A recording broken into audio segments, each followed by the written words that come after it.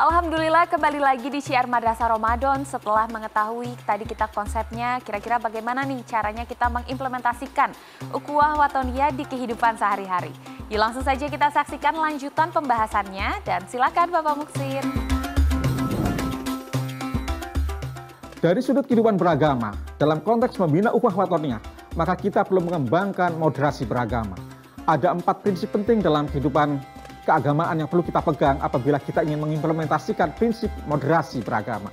Yang pertama adalah prinsip keseimbangan. Kita harus seimbang dalam kehidupan kita, seimbang lahir dan batin, seimbang sebagai individu dan seimbang sebagai makhluk sosial. Yang kedua, kita harus menempuh jalan tengah, jalan moderat yang kita kenal dengan tawasud. Karena salah satu ciri penting dari kehidupan umat Islam misalkan adalah sebagai umat yang tawasud, umatan wasatoh. Yang ketiga, prinsip moderasi beragama adalah kita harus menegakkan keadilan.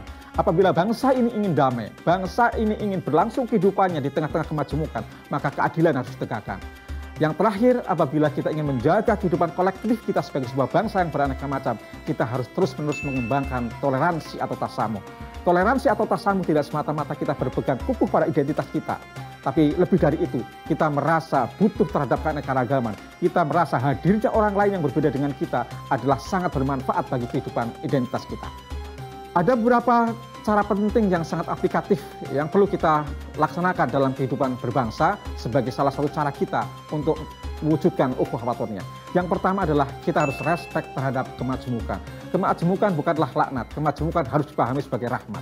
Yang kedua, kita harus berpegang pada prinsip non-kekerasan atau non-violent principle. Setiap orang tentu akan mengalami berbagai masalah dan kendala dalam kehidupan bersama.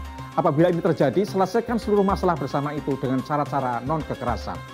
Yang ketiga, kita harus komitmen terhadap kemanusiaan, di mana seluruh ajaran agama harus dilaksanakan dalam rangka untuk respek dan hormat terhadap kemanusiaan. Bahkan ada satu ulama yang sangat menekankan kemanusiaan ini sampai-sampai menyatakan al-insaniyah qabla tadayyun, kemanusiaan sebelum agama. Yang keempat, kita harus komitmen terhadap kebangsaan kita. Jangan sampai ada pertentangan antara kehidupan kebangsaan dengan kehidupan keislaman, kehidupan kebangsaan dengan kehidupan keagamaan. Kita harus menjadi orang Islam 100% dan harus menjadi orang Indonesia 100%. Ini saya kira menjadi sangat penting sehingga kita punya komitmen bangsa yang kuat, komitmen kebangsaan yang kuat, pada saat yang sama juga punya komitmen keislaman yang sangat kuat.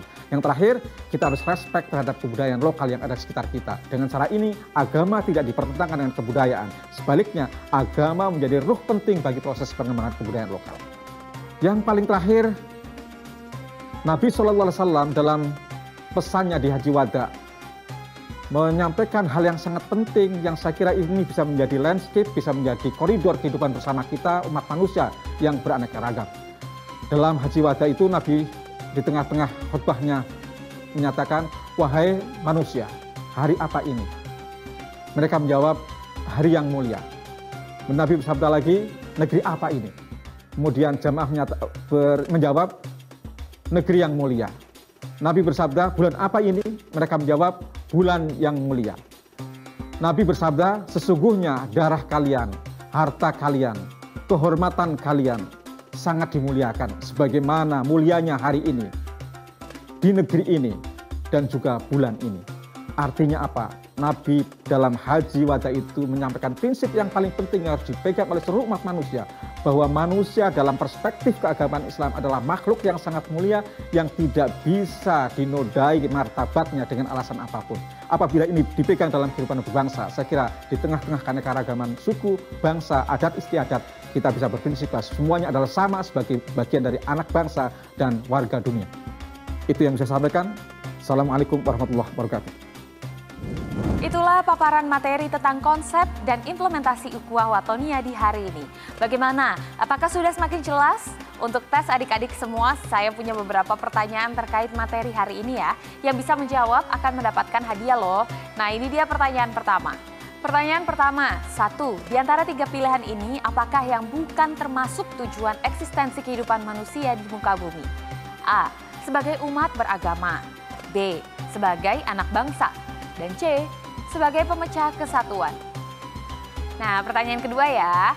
Dalam surat dan ayat berapakah yang menjelaskan tentang keanekaragaman sebagai tanda kebesaran Allah Subhanahu wa taala? A.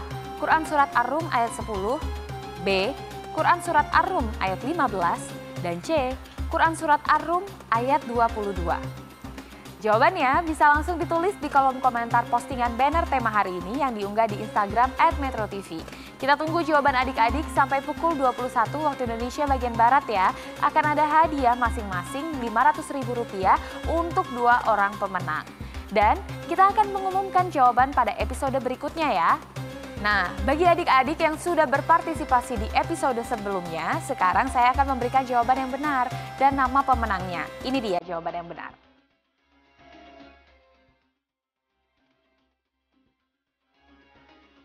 Dan inilah nama-nama pemenangnya.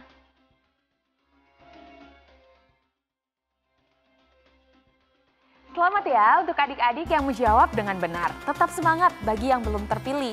Coba terus karena masih akan ada kuis-kuis di episode Syiar Madrasah Ramadan selanjutnya. Nah, untuk jawaban hari ini adik-adik bisa mendapatkan besok ya. Dari materi hari ini kita bisa menyimpulkan bahwa untuk menciptakan bangsa yang aman, adil, dan makmur, sejahtera, kita sebagai umat muslim juga anak-anak bangsa harus dapat menjalankan konsep yang disebut ukhuwah wathoniyah, yaitu persaudaraan antar bangsa yang kuat, diiringi dengan memaknai kebinekaan di Republik ini. Dengan saling memadukan dua konsep tersebut, adik-adik dapat menjadi umat muslim yang lebih cerdas dalam menyikapi perbedaan dan terhindar dari konflik perbedaan yang ada. Sampai di sini dulu ya pertemuan kita hari ini. Semoga dapat bermanfaat untuk adik-adik semua. Semangat terus untuk menjalankan ibadah puasa sampai waktunya berbuka. Dan jangan lupa saksikan terus program Syiar Madrasah Ramadan yang tayang setiap hari Senin sampai Jumat pukul 16.05 waktu Indonesia bagian Barat hanya di Metro TV. Wassalamualaikum warahmatullahi wabarakatuh.